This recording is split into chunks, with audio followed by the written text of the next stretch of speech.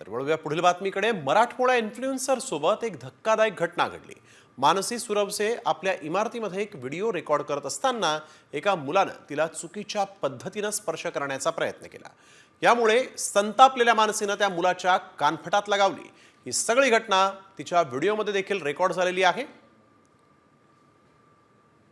अतिशय धक्कादायक असा हा सगळा प्रकार।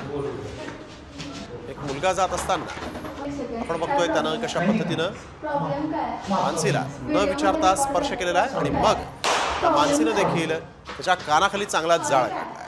खरं तर एक कानाखाली देखील तितकीच महत्त्वाची होती। स्त्री सन्मानासाठी वाजवलेली ही कानाखाली त्या चांगला जाळ काढून गेली आहे। प्रॉब्लेम काय? व्हिडिओ मध्ये रेकॉर्ड झालाय।